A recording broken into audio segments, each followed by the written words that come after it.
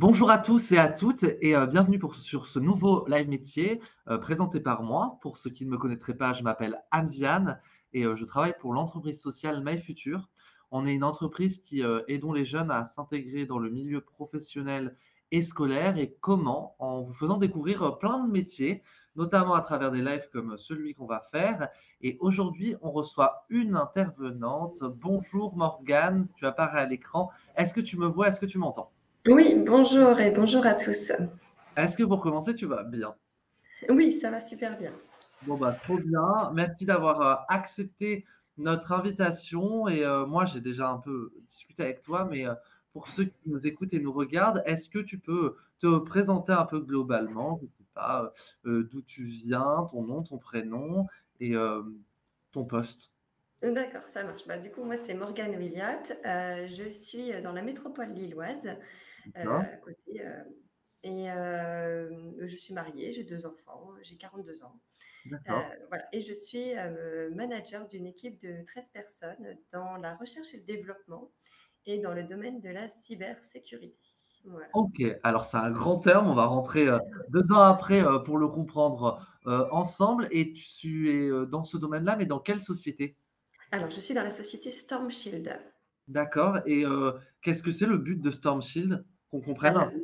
Alors Storm Shield, en fait, développe des solutions, notamment des firewalls, D'accord. pour, voilà, faire en sorte que, que les entreprises puissent protéger leurs données, des grandes entreprises comme des petites entreprises, voilà donc, Pour être sûr de comprendre, un firewall, c'est un logiciel qui permet de se protéger des attaques, numériques.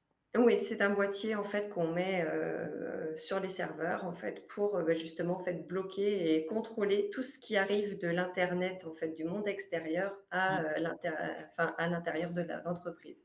D'accord, Puisque donc c'est par un peu exemple une douane numérique. voilà, par exemple avec le télétravail en fait, on a dû travailler, depuis l'extérieur, donc depuis chez nous et se connecter, au réseau interne de l'entreprise et pour ça, en fait, il fallait sécuriser pour être sûr que nos données, elles soient bien, sécurisées et que personne puisse y avoir accès à l'extérieur. Parce qu'on se connecte de chez nous, donc forcément, on passe par l'internet.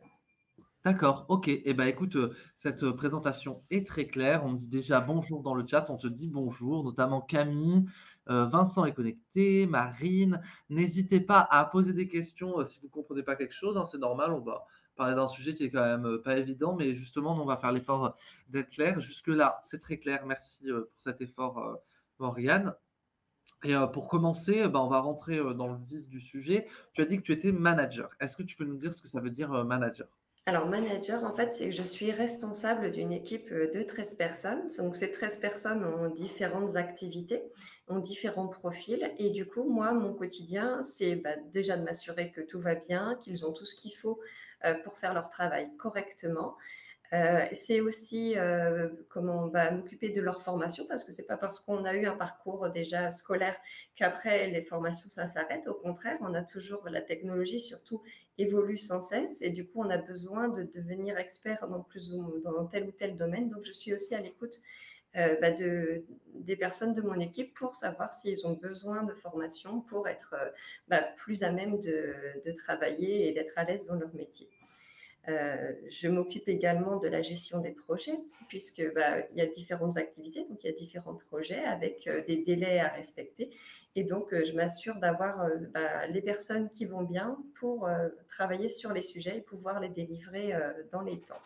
Donc pour ça, il y a aussi des plannings qui sont faits pour gérer tout ça. Et puis, je m'occupe également du recrutement puisque, effectivement, mon équipe, elle évolue. Il y a des gens qui s'en vont, il y a des gens qui arrivent et aussi, on doit renforcer nos équipes. Donc, du coup, on a un service RH hein, qui est là pour recruter, pour nous proposer des profils. Mais après, derrière, c'est moi avec d'ailleurs mon équipe souvent s'il y a un profil qui est intéressant, à ce moment-là, on le voit, on fait passer des entretiens un peu plus techniques pour voir si il répond aux spécificités du poste qu'on pourrait lui offrir.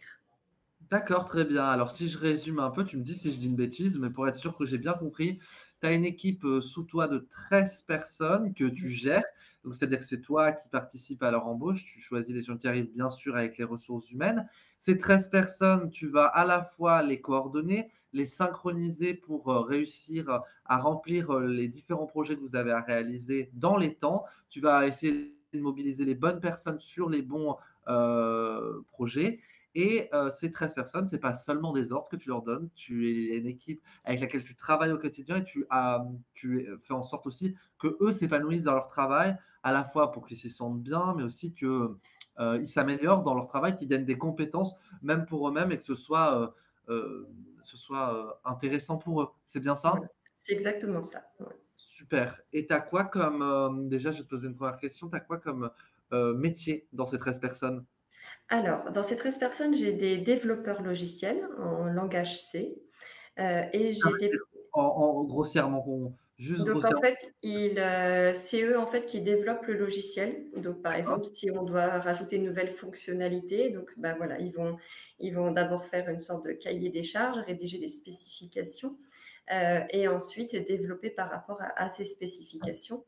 Et ensuite, derrière ça, j'ai une équipe qu'on appelle de QA. Donc, eux, ils sont responsables de la qualité du développement. Et donc, du coup, ils vont s'amuser avec bah, le logiciel qui a été fait pour le tester dans tous les sens, pour être sûr, en fait, qu'on ait bien tout couvert, tous les cas et toutes les différentes, pour être sûr qu'il n'y ait pas de bug, finalement, dans le logiciel, une fois qu'il D'accord, sortira. donc ils font des tests.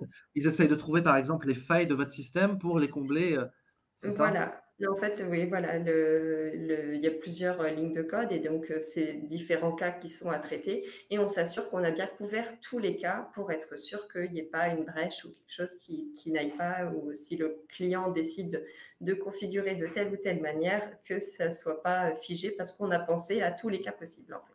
D'accord, Voilà. ouais, ouais, très bien et puis j'imagine en plus que, comme dans la réalité, la sécurité, c'est quelque chose d'hyper important et quand, vos clients payent pour la sécurité, ils s'attendent vraiment à quelque chose de parfait. Donc il faut vraiment que vous soyez, vous ayez anticipé toutes les possibilités puisque ils mettent, en jeu toutes leurs données, toutes leurs informations entre vos mains. C'est ça. Écoute, merci beaucoup, pour, ces explications. Peut-être que pour que ce soit encore plus concret, je vais te demander un exercice et nous expliquer, par exemple, une journée type. Alors j'imagine bien, hein, que, le métier est complexe et que toutes les journées sont différentes, mais, juste pour un peu s'imaginer, une journée, est-ce que tu peux nous la donner tu peux nous donner, des exemples de ce que tu, fais? D'accord. Bah, écoutez, le matin, en général, dès que j'arrive, la première chose que je fais, c'est de me connecter à ma boîte mail, D'accord. puisqu'en fait, ben, je reçois énormément de mails, et du coup, ça fait beaucoup de choses à traiter. Donc le matin, quand j'arrive, je fais déjà ça. Je regarde s'il y a des urgences, à traiter ou pas. Et en fonction de ça, c'est ça aussi qui va définir un peu mon planning de la journée parce qu'en fait, j'ai jamais rien vraiment de planifié, moi, sur mes journées. Ça arrive, enfin, voilà, c'est l'actualité qui les rythme. Donc je commence par ça. Ensuite, je vois, mes collaborateurs en fait, régulièrement en fait. Je leur dédie 1 heure, toutes les 3 semaines pour discuter avec eux en one one, on appelle ça, de tous les sujets en fait, que ce soit, concernant le métier, concernant leur vie, s'ils ont des choses à me dire ou des trucs un peu plus personnels pour comprendre aussi des fois pourquoi ils vont pas bien. Ou pour s'il y a jamais il y a des soucis dans l'équipe. Donc régulièrement, en fait, j'essaye d'étaler ça un peu sur les différentes semaines pour les voir. Donc du coup, dans les journées, il peut y avoir ce type d'entretien. J'ai des réunions de synchronisation aussi avec les autres managers parce on a plusieurs équipes chez Stormshield et donc du coup on essaye aussi de se synchroniser entre nous pour qu'on ait aussi bah, des échanges d'informations sur ce que font nos équipes actuellement, les problématiques dans les différentes équipes et pour trouver ensemble éventuellement des solutions. J'ai aussi des réunions avec mon responsable parce qu'au-dessus, donc il y a le directeur de la recherche et de la R&D. Mmh. Donc du coup, il y a aussi des synchronisations avec lui pour trouver, on va dire, plus tout ce qui est mis en place de process dans la société pour être sûr que tout le monde fasse les choses de la même manière, en fait, quand on passe d'une équipe à une autre, enfin, voilà, que ce soit un tronc commun et qu'on ne soit pas perdu. Sinon, bah, je peux faire aussi des entretiens, techniques, pour, des recrutements. Je suis amenée aussi à participer à des forums ou voilà, à des présentations d'entreprise, puisque la communication, c'est aussi très important. Qu'est-ce que je fais d'autre, dans la Il y a une journée? question qui arrive dans le chat de Vas-y. Camille qui te demande comment tu fais pour t'organiser avec toutes ces réunions? Et ben, j'ai mon agenda et puis qui se remplit au fur et à mesure. Et donc c'est vrai qu'après le temps pour travailler moi de mon côté, bah voilà, c'est par petits bouts. Oui. Mais oui, c'est vrai que mon agenda est très très chargé au niveau des emplois du temps. On essaie d'avoir justement des réunions planifiées déjà d'avance toutes les semaines. Comme ça, on sait que Mmh. toutes les semaines à cette heure-là, on a une réunion avec les autres managers. Toutes les semaines à cette heure-là, voilà, j'ai mes one-one avec mes collaborateurs. Voilà. Et ensuite, comme ça s'organise à peu près bien. On va dire que j'ai des créneaux qui sont fixes sur les routines, en fait, on va dire, et d'autres bah, plus ponctuels parce qu'il y a une urgence. Donc, du coup, il faut qu'on se rassemble pour discuter d'un point. Donc là, ça se remplit. Eh bah, Camille te remercie et te dit que c'est très impressionnant. Voilà. Est-ce que tu m'as donné des images parce que comme ça on peut donner un peu une illustration de ce que tu fais, hein, c'est toujours, sympa d'avoir, une image. Tu m'as donné déjà une première image qui va s'afficher, à l'écran que toi aussi, tu vois. Est-ce que tu peux nous, raconter pourquoi tu as choisi cette image? Qu'est-ce que c'est? Qui sont ces gens?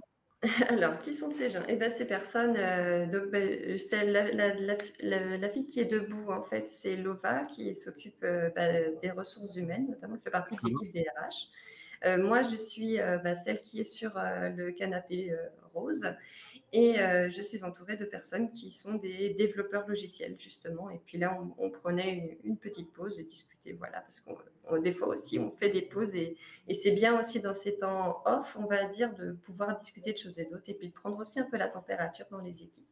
Ouais, bien Voilà. sûr. D'accord, OK, très bien et donc on a une idée des gens avec qui tu travailles, donc ça, c'est bien, de tes collaborateurs et une seconde image que tu as choisie aussi. Oui, donc là, bah, c'est, les salles de réunion, donc on en a diverses, on en a plusieurs dans l'entreprise et donc voilà, on doit les réserver et puis à partir de là, voilà, ça permet de s'isoler pour pas non plus faire trop de bruit parce que c'est vrai qu'on travaille beaucoup en open space, donc pour éviter de déranger les personnes qui travaillent à leur poste et bien, on se met dans des salles de réunion pour, discuter, et aborder différents sujets. Eh ben, écoute, bah, merci d'avoir déjà envoyé, ces images. Il y a une question qui me vient naturellement à l'esprit et on l'a bien sûr préparée, c'est celle de ton parcours, parce qu'on se demande comment on fait pour en arriver à travailler dans la cybersécurité. C'est pas quelque chose de commun. Donc, et comme on parle à des jeunes qui sont plutôt, en troisième, j'aimerais bien que tu nous expliques comment tu en es arrivé là, en commençant par, après la troisième, après le bac et après les études. Et d'abord, on a une question de Camille qui demande: «Qu'est-ce que c'est un open space?» Est-ce que tu peux Ah, répondre?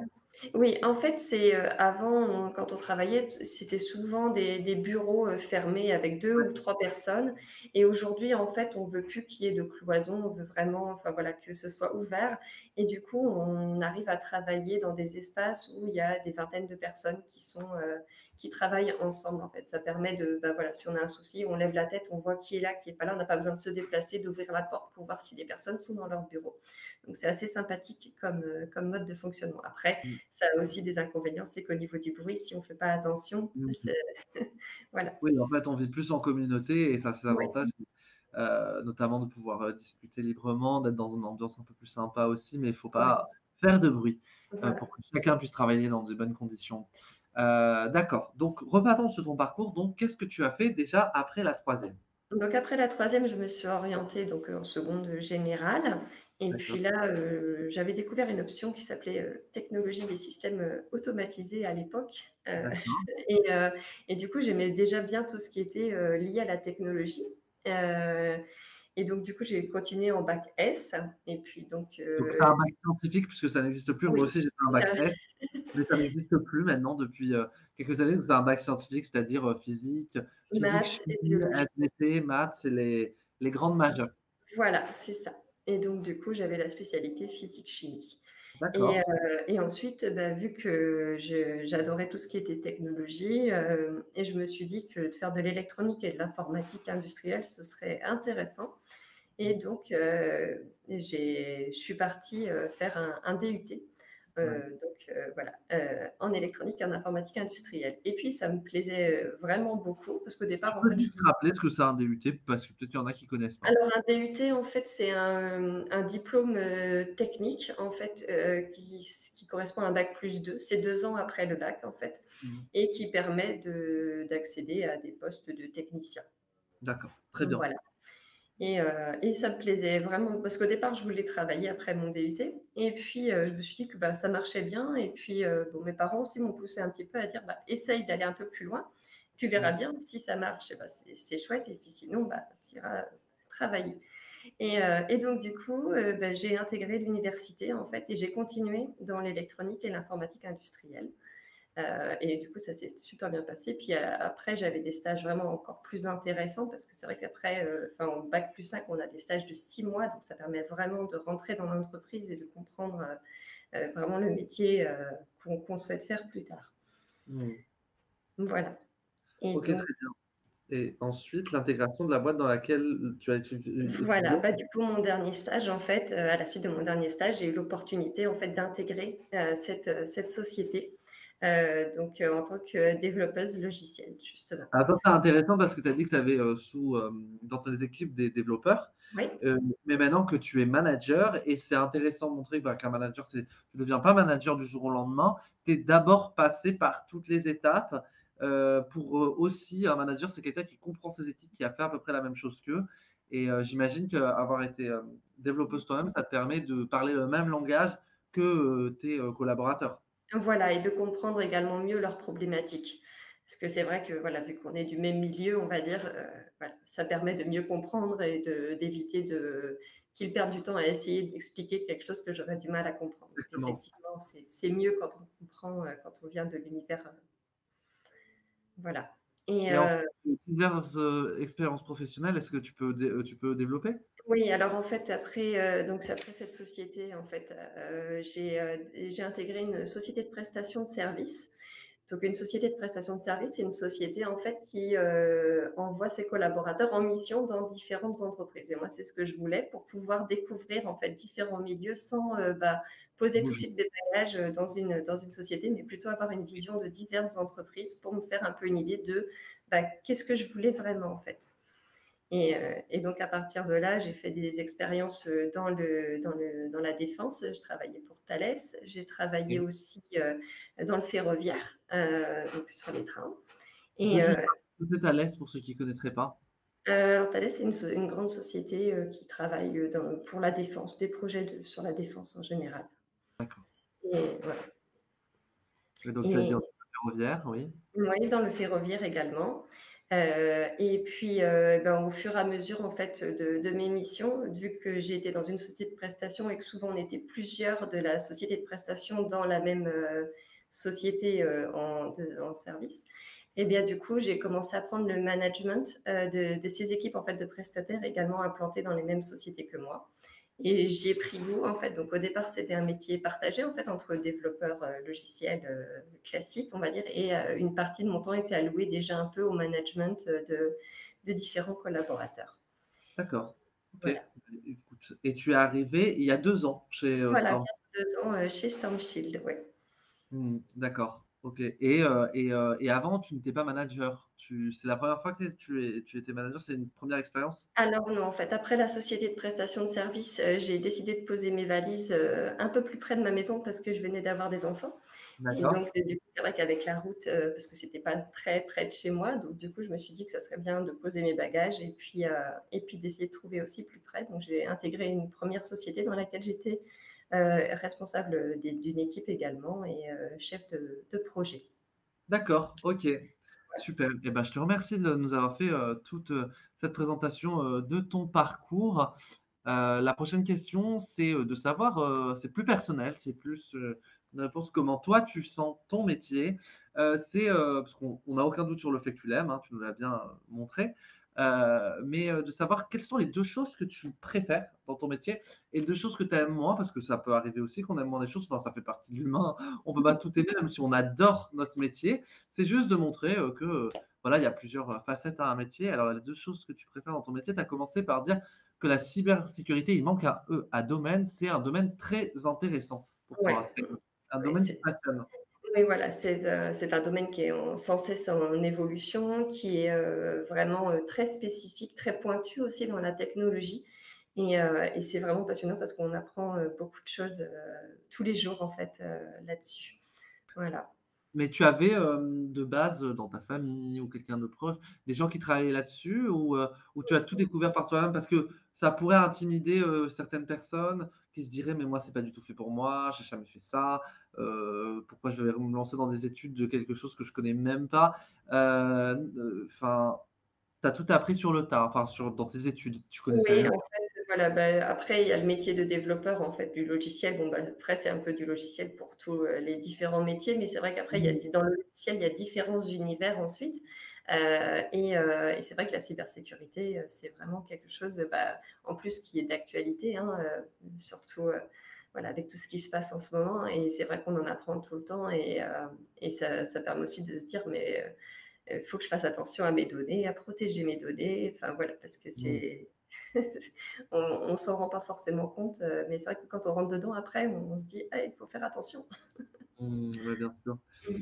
et j'imagine que toi, tu dois très bien protéger tes données à titre personnel Bah dans oui, ta du vie? coup, je fais attention et c'est vrai que, bah, mon garçon aussi là, qui rentre au collège et qui veut avoir tout plein d'applications sur son téléphone, Ouais. je fais attention bah, à ce qu'il soit quand même en sécurité dans tous ces réseaux sociaux qui sont ouverts à lui, en fait. Mmh, bien sûr. Et la deuxième chose que tu préfères dans ton métier, c'est manager les membres de l'équipe.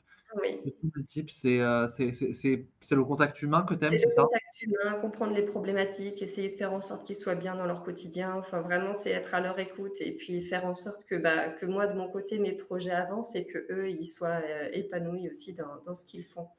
Et c'est vrai que c'est très intéressant parce qu'on est amené à rencontrer différentes personnalités et du coup, il faut apprendre à composer aussi avec ces personnalités parce qu'on ne change pas les gens. Donc, l'objectif, c'est vraiment de bien les connaître pour s'assurer que voilà, on puisse faire travailler ensemble des personnes qui s'entendent bien. Enfin voilà, c'est des problématiques humaines qui sont très importantes pour moi et que j'aime beaucoup aussi. Et pour manager, il faut bien connaître les gens aussi pour Oui, tirer le meilleur parti de c'est ça. chacun, de savoir quelles est les meilleures compétences chez chacun et c'est aussi important que tu aies dit ça parce que, il pourrait y avoir un cliché qui circule sur le fait que les gens qui travaillent dans le numérique, dans la cybersécurité, dans tout ce qui est développement de logiciels, je caricature l'ensemble, sont des gens assez solitaires qui sont toujours derrière un écran. Alors que c'est pas du tout la réalité, tu me confirmes? Oui, je confirme, mais les gars de mon équipe, n'ont pas de capuche, Mmh. et ils ne sont pas, Comme les hackers dans les séries, quoi. ils parlent entre eux, ils discutent, ils rigolent, D'accord, c'est ils des sont humains complètement alors. voilà. On demande dans le chat: «Quelle qualité il faut avoir pour gérer une équipe?» C'est une question, assez intéressante. Qu'est-ce que tu penses qu'il faut avoir ou développer d'ailleurs, puisque c'est pas on peut gagner des qualités, comme qualité pour, gérer, des gens, une équipe, des personnes? Alors déjà, je pense qu'il faut être calme, être, à l'écoute, parler aux personnes, en fait, vraiment échanger au quotidien pour, ben, être sûr que, ce soit pas des choses entassées dans la cocotte et qu'après, ça Les écouter? voilà, et puis essayer, oui, de composer vraiment avec les gens et par rapport, aux demandes des projets, d'essayer de les faire évoluer et ouais, les qualités, c'est, oui, être à l'écoute, comprendre les besoins et faire en sorte que ça concorde avec ce qu'on a besoin, pour le travail.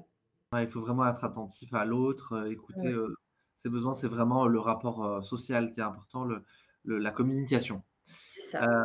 et les 2 choses que tu aimes le moins dans ton métier, on va commencer par l'administratif. Alors là, je me suis gratté un peu la tête pour savoir, ce que j'aimais pas parce que c'est vrai D'accord. que j'aime beaucoup mon métier et c'est vrai que, voilà, je voulais surtout mettre en avant qu'il y a aussi, d'autres sujets Oui. qui sont, peut-être un peu moins, on va dire, sexy Ouais. pour les personnes qui souhaiteraient être managers. C'est qu'il y a également de l'administratif. Il faut remplir, des plannings, il faut, valider des notes de frais, il faut, voilà, sélectionner des candidats, enfin faire des mails, et c'est vrai qu'il y a beaucoup, beaucoup d'administratifs quand même dans cette fonction-là. Mais voilà, avec le reste, ça passe, on va dire. Et après, D'accord. je voulais aussi mettre en avant que, bah, effectivement, il y a des contraintes horaires, liées à ce poste de manager, puisque, ben, parfois rien que pour le recrutement, en fait, si ce sont des personnes qui sont déjà en poste, et ben, on va pas leur dire: «Est-ce que vous pourriez venir à 10:00?» Oui. Au contraire, on va attendre qu'ils terminent leur journée pour venir les rencontrer après.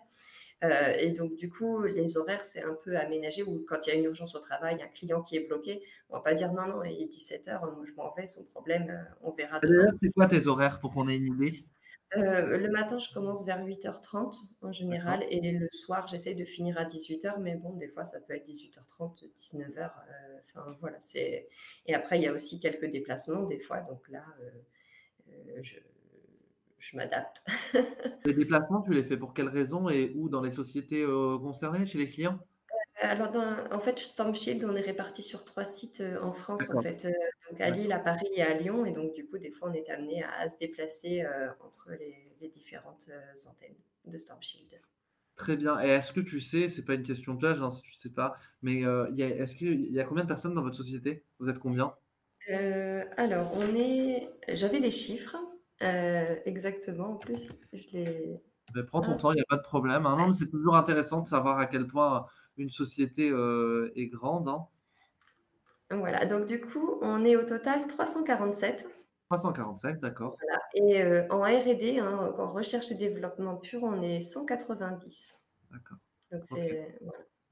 D'accord. Parce que recherche et développement, pour revenir là-dessus, ça veut dire qu'en fait, vous essayez de trouver des nouvelles voies, de sécurité. Vous essayez de chercher des nouvelles façons de créer des logiciels pour encore plus protéger, pour répondre aux nouveaux besoins qu'ont vos clients et cetera. C'est ça, que ça veut dire recherche et développement? Ou je me Oui, trompe? voilà, en fait, c'est trouver des nouvelles fonctionnalités par rapport aussi aux attaques, qui évoluent sans cesse. Donc il faut qu'on s'adapte et qu'on trouve des idées pour, bah, justement prévoir, anticiper un maximum d'attaques et faire en sorte vraiment qu'on puisse proposer un produit, qui amène de la sérénité, chez nos clients.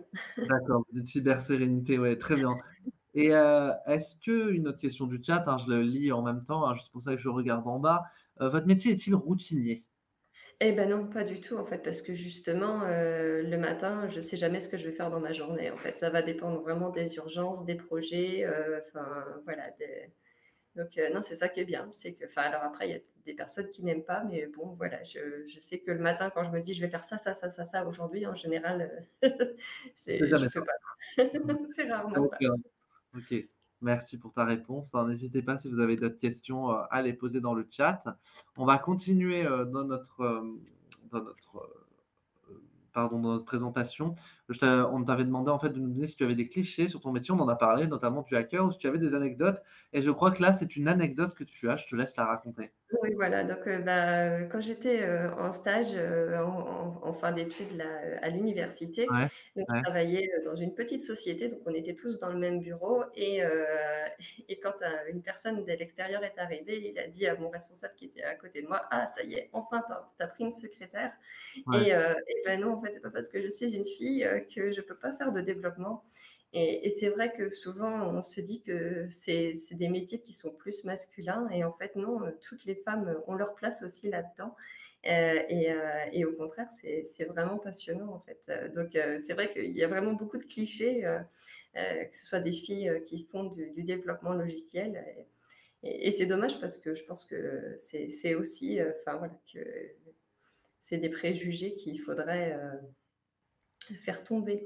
C'est des préjugés qui n'ont aucun fondement, tu le Voilà, confirmes là et c'est pour ça qu'il faut les démonter. Il faut pas hésiter à aller dans ce genre de métier, si, vous, aimez, vraiment ça. Voilà, ouais, il y a pas de métier d'homme, il y a pas de métier de femme. c'est ça. Faut pas que les filles aient peur de venir faire du développement logiciel. D'accord, en tout En plus, cas c'est bien parce que dans les équipes, quand il y a des filles, en général, c'est aussi, pour l'atmosphère, l'ambiance d'équipe, c'est bien aussi.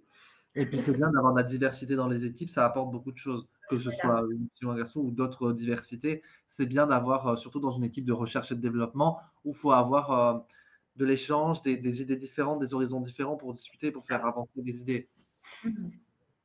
Eh ben, écoute, merci pour cette anecdote qui, ouais, représente encore qu'il faut encore faire bouger les choses, mais que justement, ton métier, n'est pas du tout réservé, qu'aux hommes. Merci, pour ce petit témoignage et on va terminer un peu notre présentation. Je vais te poser la question, qu'on n'a pas posées. Alors on t'a demandé les déplacements pro, on en a passé pas mal je crois, hein, mais il doit en rester une ou 2. Les déplacements pro, tu nous as dit que tu en avais, les horaires. Alors c'est quoi, les week-ends et les jours fériés pour toi? Comment ça se passe les vacances aussi? Bah, en fait, c'est je les pose j'ai des jours, bah, du coup, j'ai mes 5 semaines de congés payés, j'ai des RTT et du coup, je les pose, bah, plus ou moins comme je le souhaite. Après toujours, bah, voilà, vu qu'on est plusieurs managers, on essaye quand même de garantir la présence de managers sur site, qu'il y en ait au moins un, surtout pendant les vacances d'été, pour faire D'accord. en sorte qu'il y ait pas de problématique, voilà. Mais c'est assez libre, oui. Très bien. En solo avec une team, tu nous l'as dit, le relationnel aussi. Les langues étrangères, est-ce que tu dois beaucoup utiliser de langues étrangères? J'imagine que l'anglais, c'est quand même important? Oui, l'anglais, c'est quand même, on va dire un peu, oui, c'est un incontournable, on va dire, pour, bah, tout ce qui est documentation, puisqu'on fait aussi de la documentation, on fait pas que du développement. On doit aussi, ben, décrire ce qu'on fait, mettre, quelque part sur papier, qu'est ce qui explique, ce qu'on a fait, pourquoi on l'a fait et comment on l'a fait. Et puis même après avec différents clients, voilà, parce que les clients sont pas que français. Donc évidemment, quand on doit parler avec eux, il vaut mieux savoir quand même, parler l'anglais. Bien sûr. Bah, écoute, je te remercie d'avoir répondu à toutes nos questions. On va, terminer là-dessus en se demandant, pardon, en te demandant est-ce que chez vous, vous cherchez des stagiaires, des alternants ou même, des stagiaires de troisième plus précisément? Est-ce que vous accueillez des stagiaires? Alors les stagiaires, je crois que j'en ai vu quelques-uns passer effectivement. Les alternants, oui, j'en ai d'ailleurs, un dans mon équipe et je vais en prendre un deuxième là pour le mois de septembre.